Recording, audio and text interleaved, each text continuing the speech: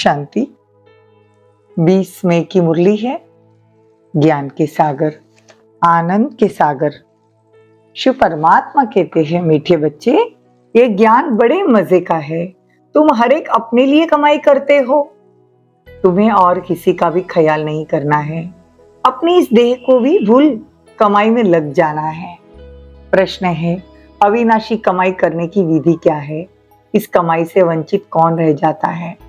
उत्तर है, अविनाशी कमाई करने के लिए रात को व अमृत वेले जागकर बाप को याद करो, विचार सागर मंथन करो। कमाई में कभी उबासी व नींद नहीं आती। तुम चलते फिरते भी बाप को याद करते रहो तो हर सेकंड कमाई है। तुम्हें इंडिपेंडेंट अपने लिए कमाई करनी है, जो उस अविनाशी कमाई के लिए तुम अपना समय देते हो ना। और जो विनाशी कमाई में क्या होता है? लोभ होता है। वो इस कमाई से वंचित रह जाते हैं। जो विनाशी कमाई में लोभ रखते हो, इस कमाई से वंचित हो जाते हैं। गीत है, जाग सजनिया जाग। ओम शांति। बच्चों ने गीत सुना। बुद्धि में बैठा, साजन कहो या बाप कहो, उनको पतियों का पति क्यों कहा जाता है? अंग्रेजी में ब्राइड्स भी कहते हैं और साजन को ब्राइड ग्रूम कहते हैं। वो है निराकारी साजन। यहाँ साकारी साजन की कोई बात नहीं। निराकारी साजन को ही सजनी जरूर चाहिए, नहीं तो निराकार साजन भी सजनी बिगर रचना कैसे रचे? वो है परमपिता परमात्मा। इसमें प्रवेश कर सभी को जगा रहे, मतलब ब्रह्मा के तन में प्रवेश कर हम सबको जगा रहे हैं। बरोबर नवयुग अर्थात सतयुग अर्थात सचखंड में जाने के लिए हम यहाँ आए हैं। तो बाबा कहते हैं, बच्चों के सम्मुख आकर मैं सिखाता हूँ। तो बच्चों को सम्मुख जितना मजा आता है उतना सेंटर पर नहीं आता। तुम बच्चे सम्मुख हो और सेंटर वाले दूर। तो बच्चों को समझाया गया है कि हर आत्मा रथी है और परमपिता परमात्मा इस तन के रथी है। उनको कहा जाता है परमपिता परमात्मा। है तो आत्मा ना, वो सदैव परे ते परे रहने वाला है। बाप अपने मुकर्रर किए हुए रथ में आते हैं, कहते मैं कल्प कल्प इसमें रथी हूँ, क्योंकि इस ब्रह्मा रथ द्वारा ब्राह्मण कुल स्थापन करता हूँ। बच्चे समझते हैं हमको बेहद का बाप बैठ तीनों कालों का ज्ञान देते हैं। त्रिकालदर्शी बनाते ना, तो आदि मध्य अंत का राज भी समझाते हैं। जो घड़ी बीत चुकी वो हूबहू रिपीट होगी। जैसे लक्ष्मी नारायण का राज्य था, फिर से रिपीट होगा।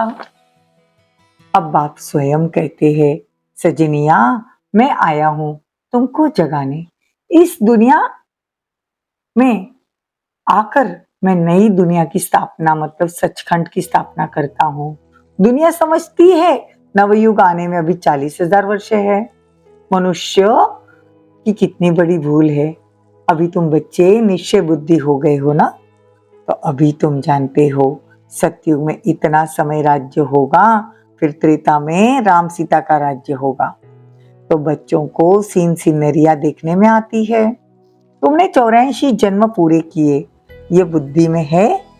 अब तुम बच्चे घड़ी घड़ी भूल जाते हो। तुमने 84 जन्म पूरे किए, यह बुद्धि में है। यह है नई नॉलेज, लेकिन बच्चे घड़ी घड़ी भूल जाते हैं। हम आत्मा ने 84 जन्म का पाठ बजाया है। अब बाबा आया है हमको सारा राज समझाने। एक ही बाप के बच्चे, कोई कारपेंटर तो कोई सर्जन बनते हैं। यहाँ ऐसा नहीं, या सब मनुष्य से देवता बनते हैं। बाबा कहते हैं कि तुमको 24 घंटे मिल जाते हैं, तो बाबा कहते हैं उसमें 8 घंटा मुझे याद करो, 8 घंटा सर्विस करो, रात को नींद को जीतने वाले बनो। बाप कहते जितना तुम जागकर नींद फिटाकर कमाई करेंगे उतना ही फायदा है। देखो कमाई में फिर नींद नहीं आती ना, कमाई नहीं होती तो फिर उबासी और नींद आती है। कमाई में तो बहुत खुश होते हैं, पैसे बढ़ाने का ही मनुष्य प्रयत्न करते हैं कि हम सुखी रहे, बाकी पेट को तो एक पाव रोटी ही मांगता है। तुम बच्चों को इस दुनिया में ममत्व नहीं रखना, ज्यादा लोभ में नहीं जाना, उसमें भी बुद्धि योग भागता है। फिर अविनाशी कमाई से वंचित हो जाएंगे। फिर अगर चलते चलते बाप को याद करते रहेंगे, देखो चलते फिरते हम जितना बाबा को याद करते हैं उतनी भारी कमाई हो जाती है। और कमाइयों में ऐसे चलते फिरते होती है क्या? दूसरी जो कमाई है वो चलते फिरते नहीं होती। ये वंडरफुल कमाई है, इसमें इंडिपेंडेंट अपने लिए कमाई करनी है। लौकिक बाप को बच्चों का ख्याल रहता है, बच्चे सुखी रहे, खाते रहे, इसमें बाल बच्चों का ख्याल नहीं रहता। अपने लिए 21 जन्मों की कमाई करनी है। कैसा मजे का ज्ञान है। हर एक बच्चे को अपने लिए कमाई करनी है।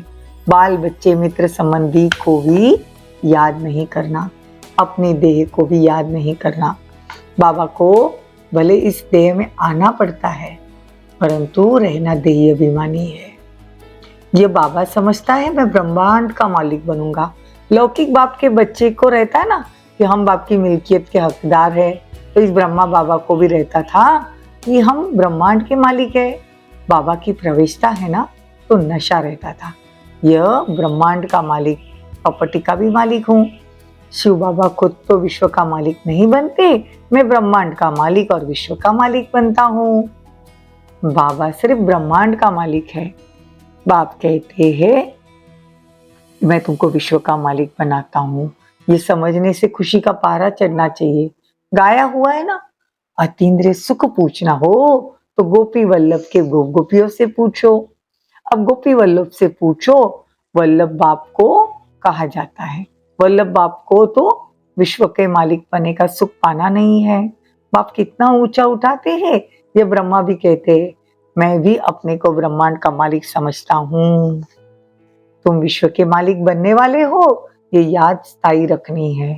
देखो तुम विश्व के मालिक बनने वाले हो, ये बात, ये याद स्थायी रखनी है। इसको कहा जाता है विचार सागर मंथन। इससे तुमको खुशी का पारा बहुत चढ़ेगा। ये तो निश्चय करना चाहिए ये हमारा बाप है, बाप के सिवाय ऐसी बातें कोई समझा न सके। दिल में नोट करना चाहिए। यहाँ नोट्स लेते हैं स्मृति में रहने के लिए, फिर यह काम नहीं आएगा। बाप कहते हैं बैरिस्टर के पास बहुत किताब रहती है, शरीर छूट गया तो खलास, पता नहीं दूसरे जन्म में क्या बनेगा। तुम बच्चों की तो एक ही पढ़ाई है, तुम जानते हो स्वयं ब्रह्मांड का मालिक बाप हमको ब्रह्मांड और विश्व का मालिक बनाता है। फिर भी खुशी का पारा क्यों नहीं चढ़ता? बाबा ने समझाया है, ये गीत घर में अपने लिए, मतलब अपने को फ्रेश करने के लिए रखने चाहिए। क्योंकि बाबा कहते हैं ये ज्ञान में कभी घाटा नहीं पड़ सकता। दुनिया वालों को तो घाटा पड़ सकता है। कहते हैं ना, किसी की दबी रही धूल में किसी की राजा खाए, किसी की चोर लूट जाए, किसी की आग जलाए, सफल हो उसका जो धनी के नाम कर जाए। फायदा है भविष्य में, सो भी 21 जन्मों के लिए, बाकी सारी दुनिया है घाटे में। ये सब है ऋण के पानी मिसल, मृग तृष्णा समान। किसी को भी मालूम नहीं कि ये सब मिट्टी में मिल जाना है। अब बाप ज्ञान एक ही बार आकर देते हैं, सो भी अंत तक देते रहेंगे। तुम भल कहाँ भी हो, शरीर छूटे तो भी शिव बाबा की याद हो, त्रिकालदर्शी पने का ज्ञान हो, ज्ञान अमृत मुख में हो, स्वदर्शन चक्र याद हो, तब प्राण तन से निकले। कहाँ वो भक्ति मार्ग की कहावत, कहाँ यह ज्ञान मार्ग की बातें। मनुष्य जब मरने पर होते तो हाथ में माला देते हैं, कहते राम राम कहो सदगति होगी, पर तू राम कौन है ये मालूम ही नहीं, कोई जानते ही नहीं। अब तुम एक को ही याद करते हो जो तुमको ज्ञान देते हैं, तुम्हारी सदगति करते हैं। अच्छा, मीठे मीठे सिकिलदे बच्चों प्रति माता पिता बाप दादा का याद प्यार और गुड मॉर्निंग। रूहानी बाप की रूहानी बच्चों को नमस्ते। हम रूहानी बच्चों की रूहानी माता पिता बाप दादा को याद प्यार, गुड मॉर्निंग, नमस्ते, थैंक यू, बहुत बहुत शुक्रिया। धारणा के लिए मुख्य सार, स्थायी खुशी में रहने के लिए विचार सागर मंथन करना। नशे में रहना है कि हम ब्रह्मांड के और विश्व के मालिक बनने वाले हैं। एक बाप से सच्ची प्रीत रख कमाई करनी है। हर आत्मा इस देह में रथी है, रथी समझ देही अभिमानी बनने का अभ्यास करना है। वरदान, नए ते नए, ऊंचे ते ऊंचे संकल्प द्वारा नई दुनिया की झलक दिखाने वाले श्रेष्ठ आत्मा भव। नया दिन, नई रात तो सब कहते हैं, लेकिन आप श्रेष्ठ आत्माओं का हर सेकंड, हर संकल्प नए ते नया, ऊंचे ते ऊंचा, अच्छे ते अच्छा रहे, तो चारों ओर से नई दुनिया की झलक देखने का आवाज फैलेगा और नई दुनिया में आने की तैयारी में जुट जाएंगे।